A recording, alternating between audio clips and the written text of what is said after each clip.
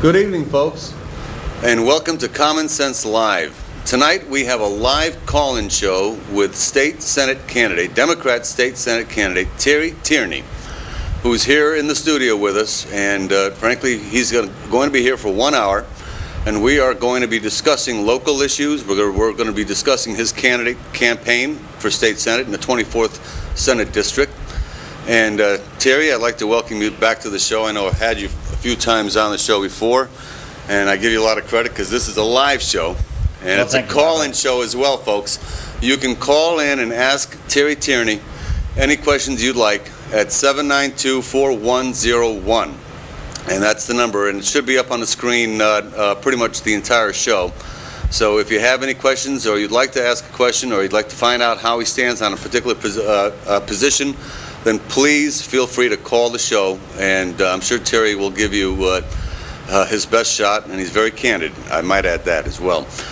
During the course of the show tonight, between calls, we're going to talk about the issues, obviously. But I think it's fair, if no one's ever really heard of you, that the first thing we should do is talk a bit about where you come from, a bit about your background, and so forth and so on. So, Terry, in terms of your background, you're a Danbury native, is that correct? Danbury native. Okay, and you were born and raised in Danbury? Yes, I was. Okay. Went to the Danbury school system. Right. St. Joseph's, Danbury High School, and then some technical schooling after that. Right. Now, you mentioned technical schooling. In terms of your professional background, what kind of career did you have? Well, I was mostly in the construction industry and to real estate development, and commercial development, and building. That was probably my main career. I had a few zigzags along my career path, but most of it was around the construction industry. Right. Now, when you mention construction, what does that really mean? Were you a developer? Were you you had mentioned to me before that you were an electrical contractor. Can you just expound on that a bit more for the audience? Well, I started an electrical contract company back in the 70s, and I ran that for about 8 years or so. And then I branched off into sales from a large lumber company, Fairfield Lumber, and I did that for several years. And then from there I went into construction. I started out as a residential home builder, and started Construction Associates, and then Uptown Development, and we built quite a few projects around the state. And after that, the only electrical work I really did was work for my own company. So we would do our own electrical, and we got to a point where we were self-contained. You know, we just did everything ourselves. We subbed very little out. But I stayed with that until I turned 50. And then at 50, I tried another career for a while, and now I'm back into commercial development. I'm sure we'll touch on that some point this evening as well. Now, what I find interesting about your background is that you've really taken some major risks in terms of developing products and all that. And I'm sure with that type of a background, you were involved quite a bit with the land use boards in the various towns and so forth. Can you expound on that a bit? Well, when you're really self-employed and you're doing development, you really become a salesperson. You become your lawyer. You become the finance guy. You deal with the banks. You deal with all the regulatory agencies. You deal with all the subcontractors. You deal with land use. So you pretty much spend most of your time with working with the city and working with the state. So my background, from the construction industry, and because I did such large projects, I've got to learn. I was forced to know how to deal with all the state agencies, all the regulatory and enforcement agencies, and I learned how to work with the local municipalities. And I've developed a good rapport with all of them. I've never had a problem with any building department or building inspectors or in any towns I've ever dealt with. We go out of our way to do things right. So it's the same carryover. As I go into state senate, my background's certainly going to help me, because I've learned all facets of construction and all facets of business. And really, being a state senator is you're going to be a businessman. You're going to go up there and you're going to put deals together, and that's what I did my whole life. Was to negotiate deals, make deals, give some, take some, and everybody comes out happy. But I think my background is very well suited for this particular job. Well, I think that's to me, that's why I asked the question, because you're going up to Hartford if you get elected, and you're one of 36 state senators, and you're a lifelong Democrat, and essentially being in the legislature is all about negotiation and compromise and trying to work out the nuances of a particular bill and promoting the ones that are worth promoting, and trying to oppose the ones and or terminate the ones that are not worth promoting. And that whole process is an interface that requires some pretty high level of communication skills, to really do it right. And by your background, what you're really telling me is that you've spent so many years putting together projects and dealing with all the various agencies that are required to make a project work, to get the approvals, that it's a natural step for you to consider going up to the state senate, I believe. I mean, am I correct in that observation? It is. And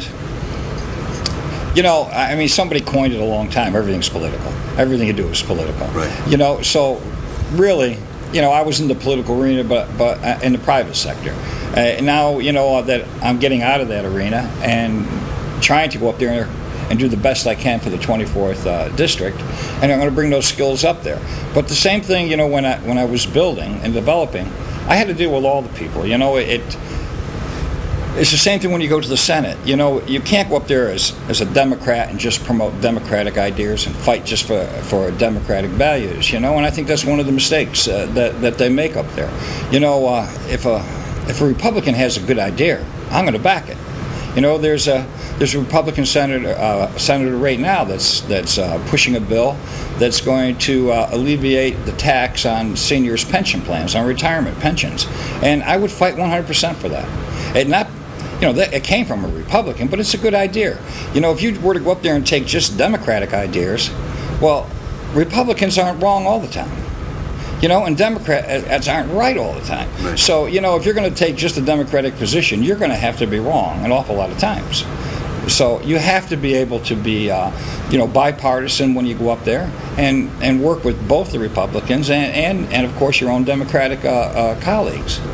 Well, I think that's a very timely point in this day and age, because I think a lot of voters out there are repulsed and, frankly, are resisting that partisan climate that occurs not only in Hartford, but also in Washington as well. And they're seeing it as a very counterproductive scenario, because not much is getting done when people follow their political agendas instead of the agendas of common sense and serving the best interests of the people that they... Bobby, when I grew up in Danbury, you were a Democrat. It was a Democratic town, and the mayor was a Democrat. Your family was a Democrat. All your friends were Democrats. Now the largest party in Danbury is independent. I mean, they're just tired of partisan politics, and they want someone that's going to go up and represent all the people. You'll see it, more and more people are signing up, either unaffiliated or an independent voter, just because they're tired of the politicians, are so leaning to either the left side or the right side, and I'm definitely in the middle. I can certainly take from both sides. I can take from the left, I can take from the right, but just getting the the right agendas and doing what's right for this area. If something's going against this area, I'm going to fight against it. And if it's good for the area, I'll do everything I can with my fellow Democrats to get these things approved for the 24th district. I like that attitude. Folks, if you're watching the show, it's a live call-in show. Please pick up the phone and call us, and you're welcome to ask any kind of a question, as long as it's a legitimate question, obviously. 792-4101. Give us a call and ask a question. Join the conversation. Now, Terry, you're in a Democrat primary right now. You've got Yes. enough signatures. You needed 615 signatures, and you attained that. And you're in a primary. That primary is going to be held August 12th. And frankly, we have a situation where, well, I think I've got a call in. Let's see. No, I guess I don't. It's a situation where you're up against a Democrat opponent, and whoever wins that then goes on to the general election and runs against Mike McLaughlin, the Republican candidate. I don't know if I'm going to put you on a spot here or not by asking this question. What do you perceive as the major difference between yourself and your Democrat opponent that you're up against in the primary? You know, that's almost an impossible question for me to answer. I'm going to tell you why. He hasn't come out with a platform. I don't know where he stands. I don't know how he stands on some issues. I do know how he voted when he was on the council. I know he voted, to promote the Spanish Center, and he voted against the veterans at the War Memorial.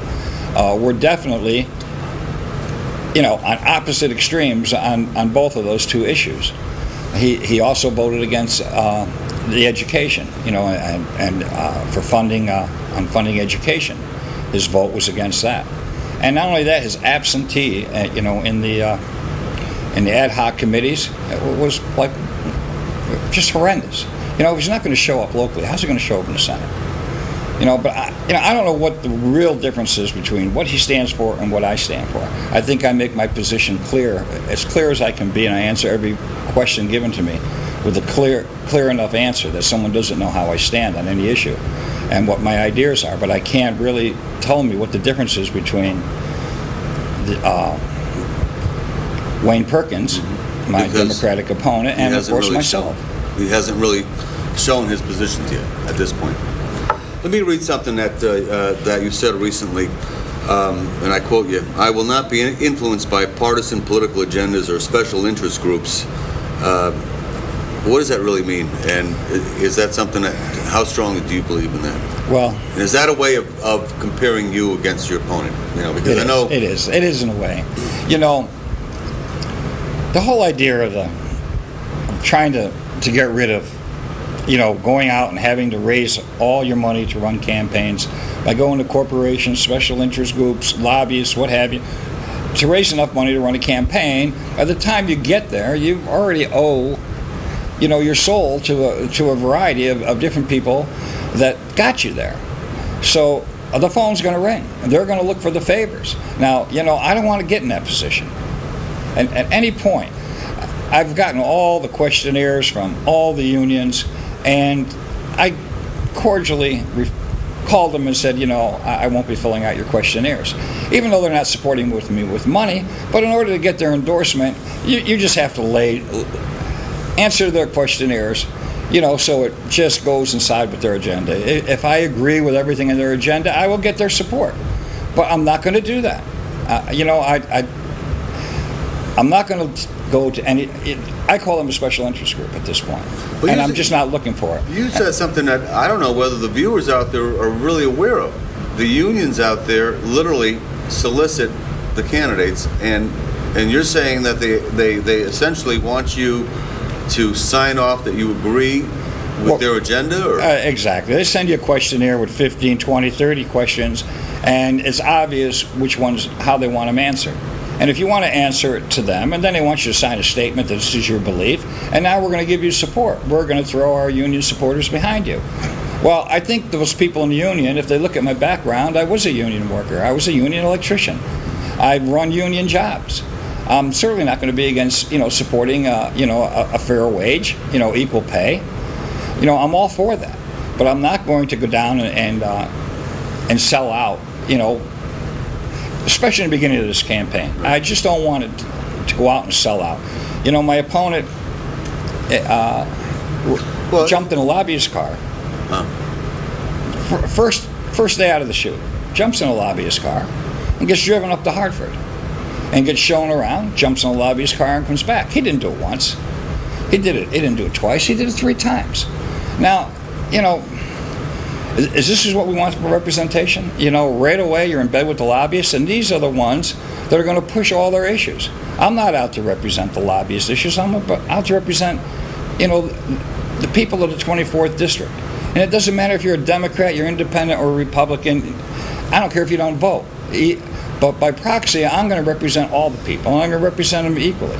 The one thing I'll never do is hurt any of those people. I'll fight for whatever it takes. I'll do whatever I have to do. I'll call caucuses. I'll do whatever I have to do to pass any legislation that's going to hurt the people of the 24th district. You mean help them, or I mean against? Against. Anyone that's going to hurt them, I'll fight against them. Let me ask you another question here.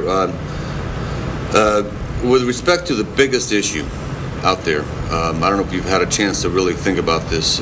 What do you think right now is the biggest issue facing Connecticut voters? Well, the state of Connecticut. You know, if you listen to the people, they're all going to complain about energy. And that, of course, is the biggest issue. But I think the biggest real issue, and I hear this just as much, is they're worried about their jobs. They're worried whether they're going to have a job not only next week, or they're going to have it in 6 months, or they're going to have it in a year. You know, jobs have been leaving the state. We're at zero growth. You know, we may even lose a congressional seat.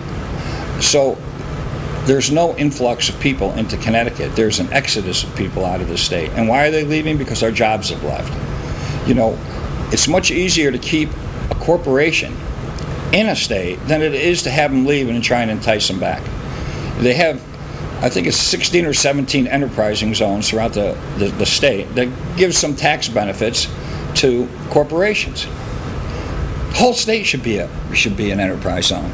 Not just 16 cities. There isn't one in Fairfield. And I guarantee I'll fight, you know, tooth and nail to make sure that the Danbury area is an enterprise zone. There's no reason in the world why Danbury is not an enterprise zone. And we need this. We have to give benefits not only to entice people in, we have to work with these corporations to make sure they stay. And then try and bring more companies in. If you were from out of state and you were running a business, why would you come to Connecticut? For the highest taxes? I mean, what reason would you come here? What benefit is for you to come here, you know, and be a part of the state? We have to make it more friendly for corporations, or they're just not going to come. We have to make it, why? I want to go to Connecticut. They have a lot of good things going on there. You know, they've got programs out there for us. We can get it. We can thrive, and our business can go there. Now we create jobs, and we look. You know, I like to promote the higher tech industry. You know, I want the skilled labor, the higher paying jobs, and bring them into Danbury. I just think. Well, you're making a fascinating point here. You know, the classic example here is where they passed the movie credits, and Perfect example. Perfect example. An influx of all kinds of movies coming into the state. Yes. Because of that tax credit. Yes, and they're even coming into the 24th district in Danbury. You see, there have been a number. You know, I don't ever remember in my lifetime cameras all over the place around the city, but I've run across them, you know, shooting films in there. But they worked out some programs and enticed them here. So it can be done. If it can be done in one industry, it can be done in a lot of industries. We just have to be more friendly for them. We have to have benefits for them. If we're going to give tax exemptions, I mean, I don't think we should be giving tax exemptions for residential housing, because all it does is increase raise your taxes. The more houses you put in them, it burdens the school systems, burdens the police force, burdens the fire department, and you can't get enough money back in to pay for the cost of expanded residential. On the other hand, commercial and industrial, at least we can break even, and unless we can have jobs so the people can have enough money to pay their taxes and stay in Connecticut. Especially the high-tech industry as well. The high-tech industry. Interesting. Well, you know, you're making some powerful points. Folks, this is a live call-in show. I hope that they are putting the call-in number up on the screen. It's 792-4101. If it's not on the screen, try and keep it on the screen as much as possible. You're welcome to call in and ask Terry Tierney a question, and we'll continue discussing the issues of the day. You're making some very, very powerful points, Terry. Let me switch gears a little bit. And so really what you're talking about here is it's important to get beyond the tree line. You know, we need to get, we can't see the forest through the trees. We got to get above the tree line and see the big picture. And I mean, I think what you're saying also is that we can either increase revenues, that because the state lives and dies by revenues in terms of the services that it provides, or we can decrease spending, right? Mm-hmm. or we can increase taxation. When it comes to taxation, what are your thoughts about the state income tax program right now? Well, I think right now we have to. I think you got a call. You want me to answer that first? We have a call. Let's see. Good evening. You're calling Common Sense Live? Hi, how are you today? Oh, just wonderful. Great. Two questions for Terry. The governor is trying to call a special session to get the state reps and the state senators to come back and talk about putting a cap on the gas tax. I wanted to find out where you stand on the gas tax. Should it be capped? And two, let's say you win the primary. Can you just briefly tell us why you feel you're a better candidate than Mike McLaughlin? Okay, thank you for your questions. Thank you very much. Yes. Okay, thank you. Okay. Tax cap. I'm all for it. I actually think they should probably suspend the tax for at least, for the summer months, so people can get out and do what they're. They don't have the money to travel. Should at least have the money to drive to the beaches and enjoy their summer a little bit. So I could see suspending, and that's 50, 60 cents, worth of taxes we can knock off of there, and we certainly should put a cap on it. I would also like to see the state have to go, pass something where they have to. You can either buy your fuel on credit or you buy it on cash, and the cash is those larger discounts should be mandated by the state that people supplying fuel are working on a cash basis, and that should be passed on also. The biggest thing about the cost of tax is it's simple. It's supply and demand. We use more. Everybody wants it. You're going to pay more for it. The rest of the world wants energy now, and they want the oil, so they're willing to pay for it, and it's just driving the cost up. Of course, the economy, the stock market, is certainly having a strong effect on it, and it could be a good temporary solution if Chris Murphy is pushing for that. And I think it certainly will help us in the short term. Well, you said something interesting. I just want to just capture this thought that you had. It's demand related. So, in other words, if the usage of gasoline and the sales of gasoline decreases in the state, then the tax decreases as well. Yes. So that's a whole nother wrinkle to the formula, so to speak. So if you eliminate the gas tax or lower it or cap it, then you could possibly, decrease or increase demand of the product as well to offset the fact that you may be getting diminished revenues from that particular source. I mean, that's just a thought, more or less. Well, what we're talking about is short term. Right. To help things out short term, if they suspend the market, the traders that are speculating with the oil, it's certainly going to come down. They announced that they're going to drill wells in the Gulf. Yeah. See, but the problem that the state has, and correct me if I'm wrong, and then I want to make sure you answer the second question. Correct me if I'm wrong on this, is that some of these issues, like you said, are short term. The price of a barrel of oil has gone down $20 in the last 10 days. Mm-hmm. So a problem that was very acute 2 or 3 weeks ago is less acute today. And there's only so much the state can do in terms of riding that roller coaster and possibly overreacting to it as well. That's the commodity market doing that. That's just the commodity market. That's not supply and demand. If they were to suspend the commodity market, you will see, an initial drop down there. But overall, steel has gone up 110%. Iron ore, they just raised the prices $85 a ton, and there's no commodity market on those, on either ore or steel. So it's just supply and demand. China and the rest of the world wants the raw products that they're developing at a much greater rate than we are here in the United States. So, India and China are growing at 10% a year. So they're going to take the products, and now there's a demand, and you're going to have to pay more for it. Have you thought of any ideas in terms of reducing or cutting the excise or usage taxes on diesel fuel? Because the industries that use diesel fuel, the contractors out there and all the freight people. It's certainly killing hurting the trucking industry. The trucking industry. The trucking industry, and the trucking industry.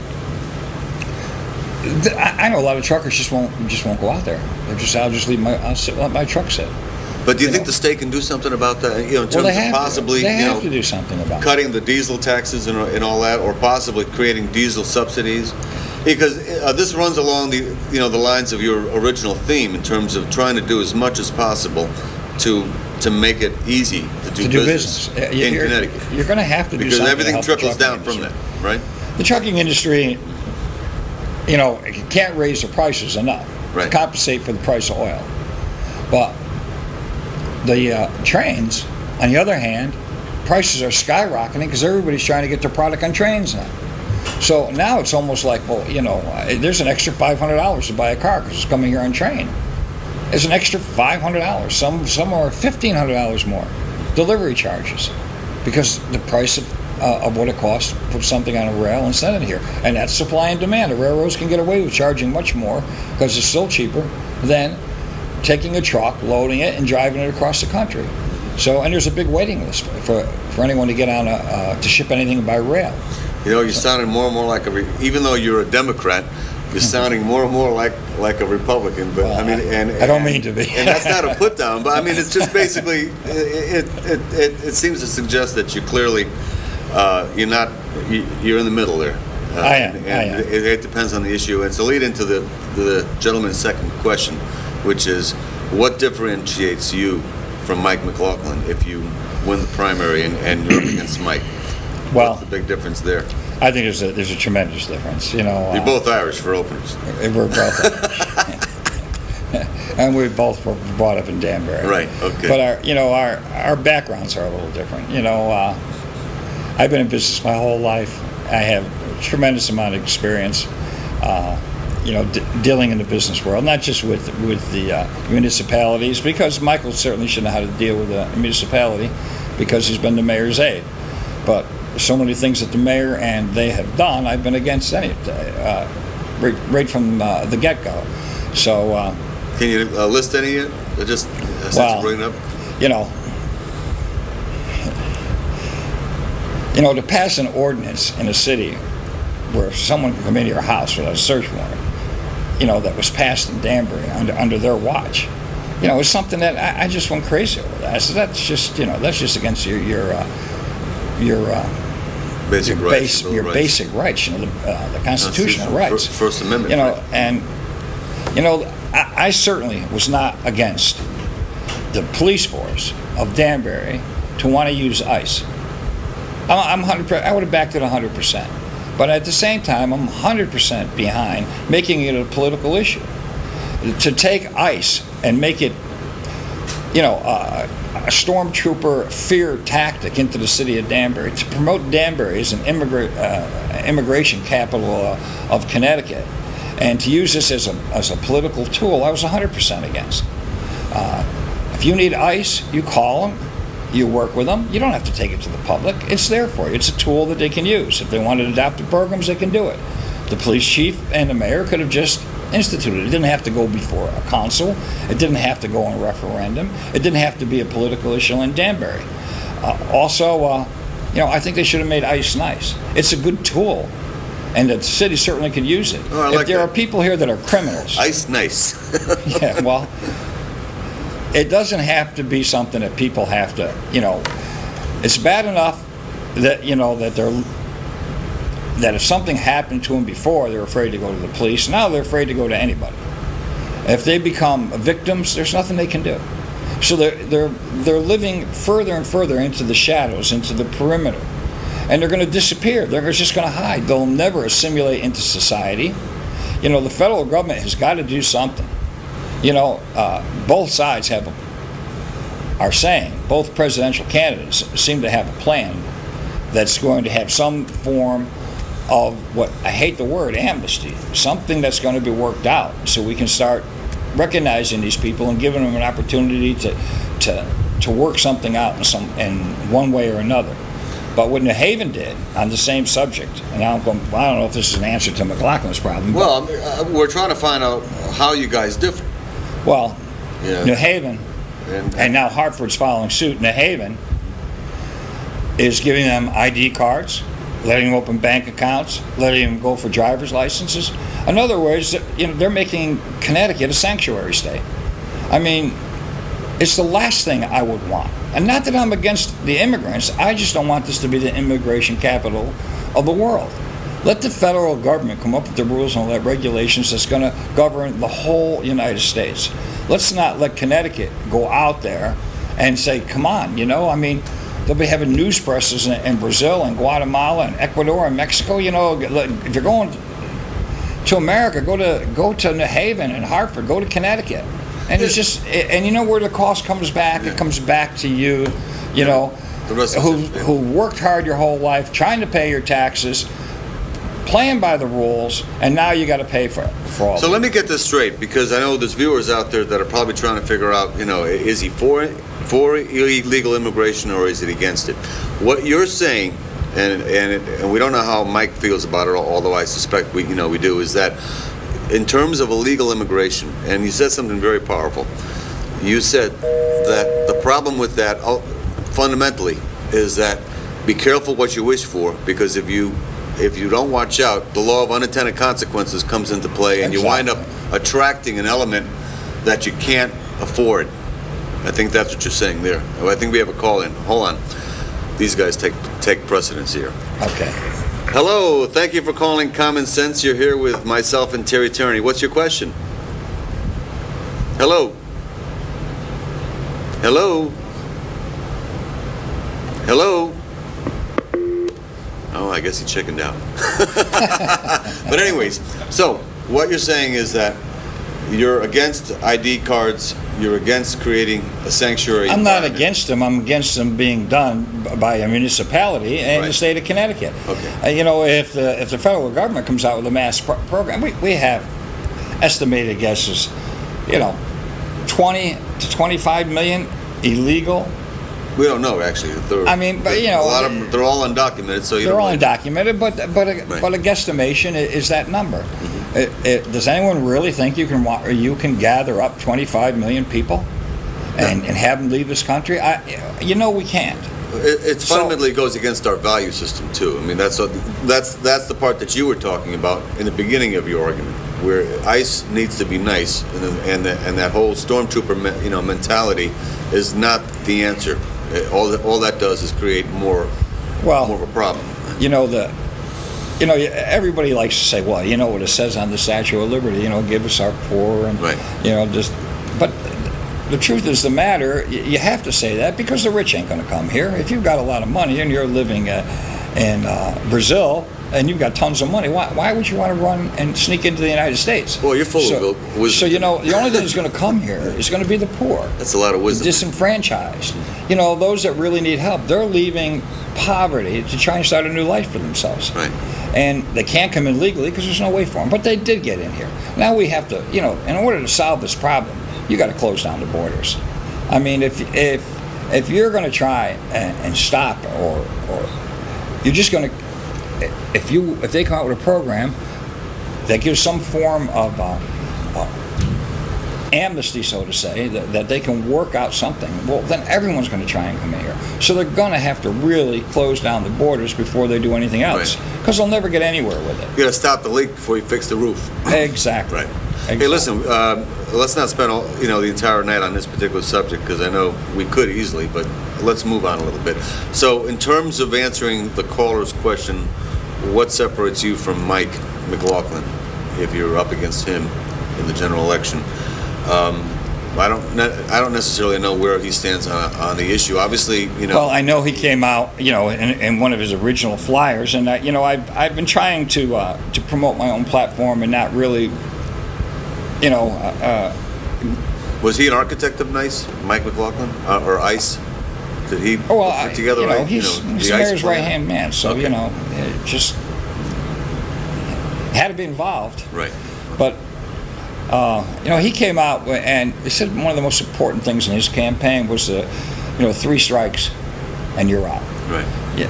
Which referring to the prison system, if someone gets convicted of a felony 3 times, you spend the rest of your life in jail. They don't specify which felonies, but if you get picked up on 3 of them, you're going to spend the rest of your life in jail. You know how much it's going to cost? The jails are already overcrowded. And it's costing $40,000 to $50,000 a year per inmate to keep them in prison. And now we want to start taking people and locking them up for the rest of their lives. And this is just a knee-jerk reaction to what happened in Cheshire with those murders. And this whole thing is just, it's just a ridiculous, to me, it's outrageous platform to be pushed onto the people of Connecticut and promote it and get it through, because it's just more taxes, more dollars, and more overcrowding of prisons. And that's the last thing. And this economy is the last thing I would be trying to promote. Well, that proposal sounds more like a Democrat proposal. So, I mean, it's funny, if he's advocating a 3 strikes and throw away the key attitude, which is going to cost billions, because frankly, our prisons are full, and why are our tax dollars going to create these penal colonies? I mean, that's not a cure. That's just more spending. Listen, I'm certainly not against spending. It's spending your money wisely. Prioritize and put it in the right places. Triage. Exactly, triage. Take the most critical first. But, social services are very important to a lot of people. The Republicans argue that, we're charitable, so we would have taken care of the people. Well, if we were to suspend Social Security, how many Republicans will say, okay, we're rich, we're charitable, we'll pick up all the Social Security for the rest of the country? It would never happen. It would never happen. Medicaid would never happen. So most of the entitlements that we're all entitled to comes out of Democratic programs. It's one of the reasons I'm proud to be a Democrat, is because we are for the people. There are social services for the elderly in here, and certain organizations that, just have to be funded. So that's a big difference between me and Michael McLaughlin. I'm out to take care of the people that need the help. We should be there for them. We should be fighting for more money to come back in to take care of the people in need. Not just the entitlements, but grants and city money should be going to make sure that these things are very important. I want more breaks for senior citizens, more breaks for veterans. They just need the help. And it's wrong if we don't do it. It's just entirely wrong if we don't look into these things and make sure that gets done. The city of Danbury hires 2 lobbyists to go up to Hartford and fight against the benefits of veterans in this town and the 24th district. Well, they're there. You talk to the legislators that are there now, and they'll tell you that. They're up lobbying, against veterans' rights. Well, that's wrong. Why would the city of Danbury hire lobbyists to vote against, so they wouldn't have to spend any money on veterans? So that's wrong.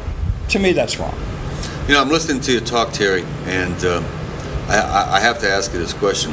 If you had to describe yourself with one word, what would it be?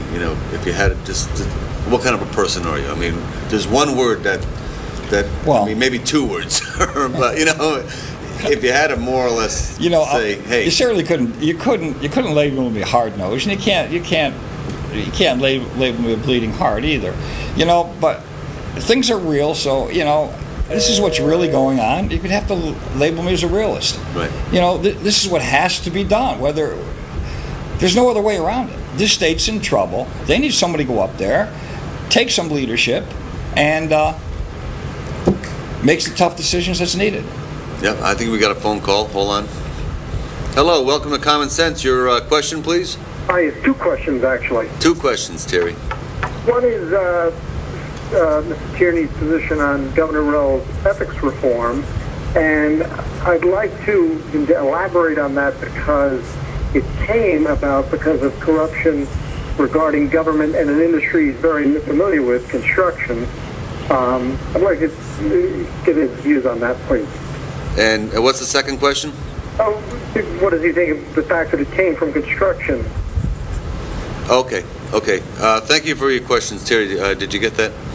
So in other words, the first one is just your views on the ethics reforms, and then the second part is the fact that it came from abuses or stemming from the construction industry. Thank you for your call. Well, the construction industry is notorious for that forever. You know, in my whole life, you know, personally, I never got involved with any type of collusion or corruption. But, you know, when there's a lot of money involved, you're always going to find that. You know, and certainly I'm going to be for anything that's going to prevent that. You know, I mean, it's a shame because it puts a bad mark on a lot of good contractors. But whatever the state can do, you know, to get rid of corruption in any way or form, you know, in the political arena and in our municipalities and our government, it should be taken. You know, I take it a step further. You know, there's truth in advertising. You know, there's laws, truth in advertising. I like to see a law of truth in campaigning. I like to see laws put in that you have to be truthful when you campaign. That's a brilliant idea. Why can't an advertiser has to tell the truth, but a politician doesn't? Why don't they have that now? Well, we should have it. And how are they going to vote against it? Well, this is kind of bizarre. What you're saying is that that the very same people who have passed truth in advertising, enacted truth in advertising legislation, aren't willing to enact the same reforms or same laws. Well, I don't know if anyone's presented it, but it's campaigning and advertising is the same certainly something thing. I would like to be one of the first things I do is put truth in campaigning. So if you're going to run for something, tell the truth. And if you don't, you're penalized, just like truth in advertising. Do you go to jail? Well, I would think they should. You know, I think the penalties, you know, that's something that has to be worked out, but they certainly should be penalized severely. Because too many lies are told, too many promises they have no intention of keeping are told. So they just come out and they lie to the people, they get elected, and they do nothing. So what do you think? What do you think the penalties should be if somebody's running for office and just hides the entire time and never lays out their positions, you know, or doesn't go in front of a camera? I think the voters should give the penalty to him. Oh, really? You know, that should be up to the voters. You know, it's hard to run a campaign against someone that doesn't, you know, just isn't coming forward. You know, it's like.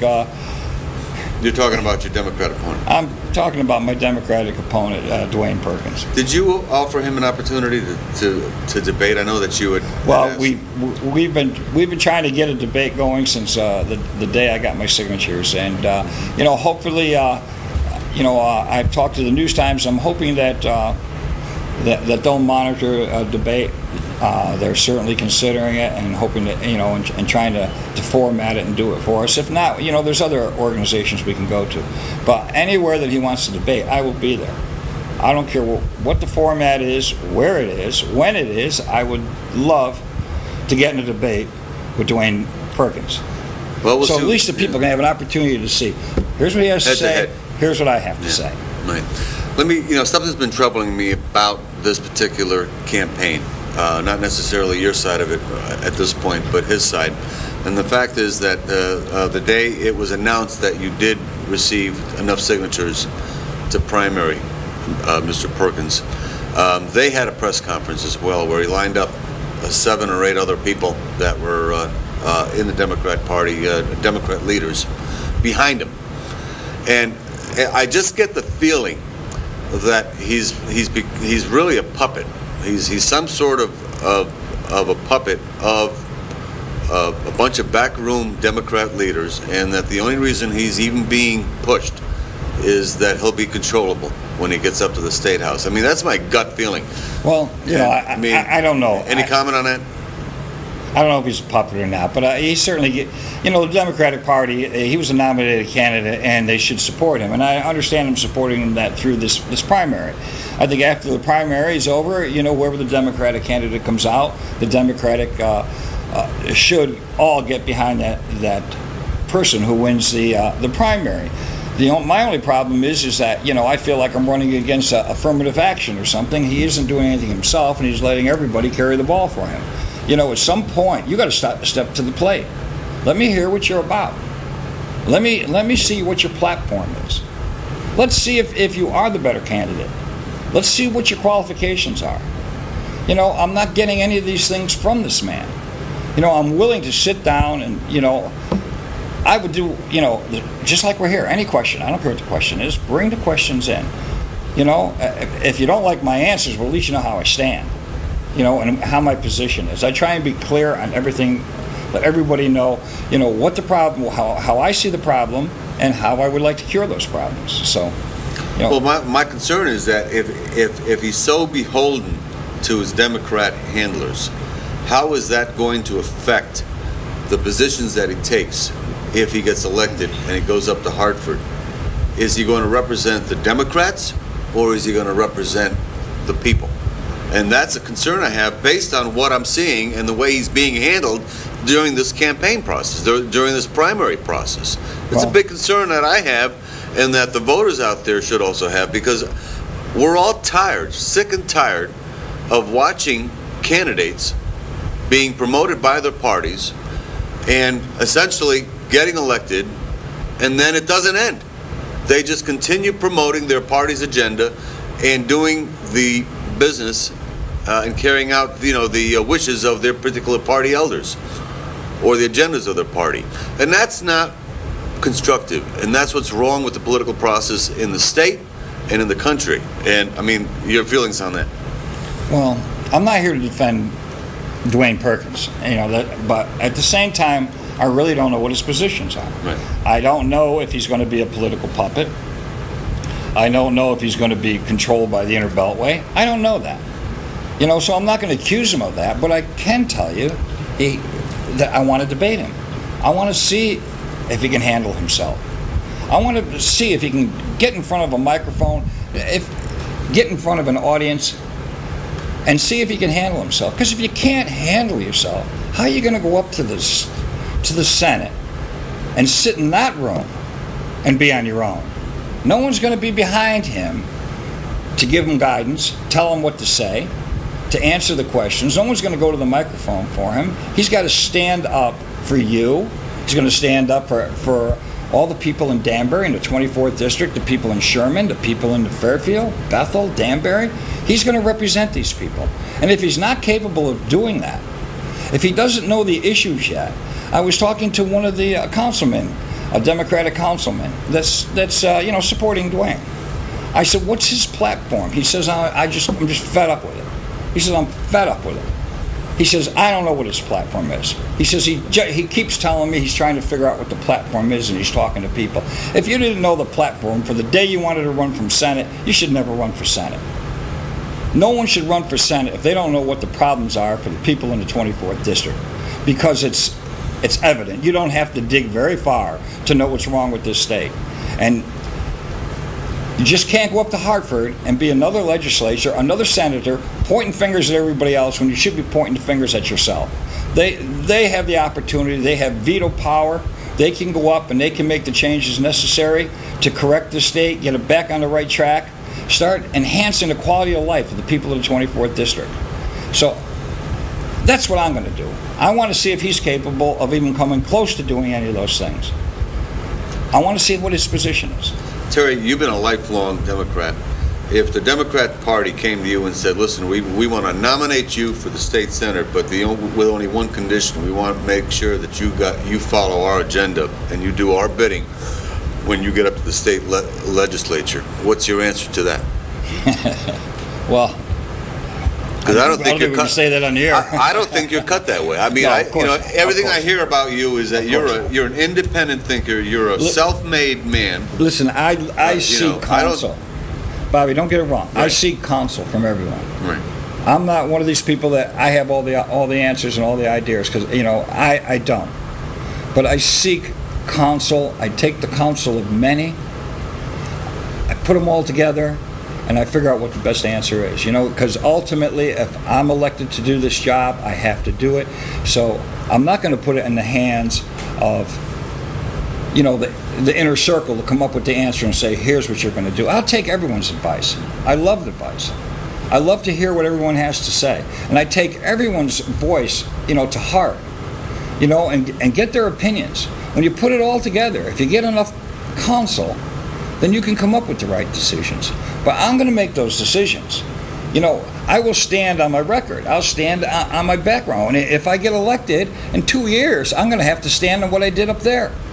The people are going to say, you did a great job. We're going to vote for you again. Or, you know what? We don't like what you're doing. You're out of here. And that's the way this country works. One of my favorite stories that you told me recently is you were up at a meeting somewhere in New Fairfield at a senior center meeting, recently, and I'd like you to share that with the audience because, to me, it's a perfect example, indicative of what you're all about and the skill sets that you bring to the playing field. I mean, if you can share that story, as you see the issues that are coming, to the table in the 24th district, and people are having problems. There's been controversy out in Mill Plain, and there's about the hotel, and then of course in the Fairfield, they've been struggling with that senior center. So I wanted to go up to their meeting, and there was only I just wanted to find out firsthand, if there is a problem there, and there's some way I'm going to be able to help these people with that problem, even though their problem is immediate. I won't be a senator. I won't be elected. I won't be in a position to help them that way, but I can help them as someone that's, at least concerned and give them advice if there's anything that I can offer. Because their problem was directly related to my background. Well, almost all our problems are related to working things out. So their problem up there is that their plans haven't been up to date. There's a lot of anomalies in the plans of getting their new senior center off the ground, breaking ground, getting into contract, getting the bids out, making sure that their grants, they don't lose any grant money that they fought so hard for to get. And after listening to them for, I think it started at 7:30, and they were breaking up close to 9 o'clock, and I'm really not supposed to be speaking at these meetings, but I raised my hand and asked if I could just have a few words, and I told them who I was. And then I tried to, if I can circumvent some of the problems that they're going to be running into over the next 2, 3, 4, 5, 6 weeks that they have or so to get everything straightened away, then I wanted to be there to help. I wanted to let them, to know how quality engineering works when you go out to bids, how the anomalies are handled in the plans that they had. What their options were on the development plan, how to scale down a little bit to avoid sprinkler systems. I mean, they certainly are knowledgeable. Their committee is right on top of it, and everyone is, from their heart are concerned of getting this done. So hopefully I was going to be able to... We've got a call in, but it's a cell phone instead of a landline. So hopefully... Go on. That's all right. It's live. If it's the president, you can answer it. Okay. Yeah, Dwayne. Okay, there you go. So, hopefully, from the skills I had in the back, and from my background, I just wanted to be there, understand their problems, and if I could help them, I wanted to be there to help them. And that's basically, what you're going to be doing as a senator. Right. Recognizing people's problems, trying to help them, making sure that what happens at a state level is not going to hurt anybody but help people in this area. Well, you know what? Why am I making such a big deal out of that particular story is that all these towns, we rely on millions of dollars in state bonding for construction to rebuild their schools and so forth and so on. And one thing you bring up that you have a tremendous skill set in. Well, I can certainly help. When you go to the state legislature, I could help every town with their bonding, every town with their grant money. Right. And you know that inside how getting their contracts put together, right. How to get these projects off the ground, and make it a much simpler process. Most of their grants are going to be schools, right. Where they're going to get anywhere from, 40, 45, 50, whatever percentage. Do you realize that if the municipalities had to peg the single most important thing that they need from their state representatives and legislators is help in bonding, in grants. Well, I can certainly help them there. That's the money that they need. You know what I mean? That's why I keep saying this job is like custom made for my skill set. Is that everything I've done in my life kind of focuses. They need that help. And it's definitely going to help. Every little town has its problems. I went up and I talked with the first selectman of Sherman, and a wonderful lady. And she said her problems, I wanted to know what her problems were. Same as Danbury, same as Bethel, same as Fairfield. They all had the same issues. The only additional thing that she brought up is state money that's pooled for small towns. And now they've changed the criteria for small towns, so the town's pool of money has now dwindled to her. Right. So that's something, that's hurting a small town that I would certainly fight to reinstate, that she gets, that they get a fair share. Yeah. Hey, listen, we're running out of time. and I just want to make a few announcements. I know that you're also going to be on this Friday evening on Common Sense at 7:30, and you're also going to be on Kevin Gallagher's Time Out with Kevin Gallagher show this Friday as well at 8:30, and you're going to be on his show on Monday as well, I believe at 12:30. I hope I'm right with that one. 11 a.m. I've just been told. So you're going to be on TV quite a bit. I think more than your opponent. Those those that might have been a little hesitant about calling in and being on the air and so forth. I'd like to give out my email address. Absolutely, yeah. And if anyone has any questions, just email me, and for sure I will get back and answer everyone's questions. What's that? It's Go Tierney, GOTIERNEY 08 at AOL.com. Go So Tierney anyone, just email me and I will answer every one of them. Go Tierney 08 at AOL.com. Well, Terry, it's been a pleasure having you on the show, and I'll tell you, doing a live show with a call-in aspect is the toughest thing that you could do, because you never know what you're going to get, and you're on a spotlight for an hour. I think you did a great job. Well, thanks. It went pretty quickly as far as I'm concerned. I hope the viewers out there enjoyed it as well. Terry is, again, in a primary. It's August 12th. The absentee ballots are available at your usual town halls, at the town clerk's offices. If you want to, if you're not going to be around August 12th, you can go down and request an absentee ballot and fill that out and vote for the Democrat candidate, if you're a Democrat, of your choice. And they are available at the town clerk's office.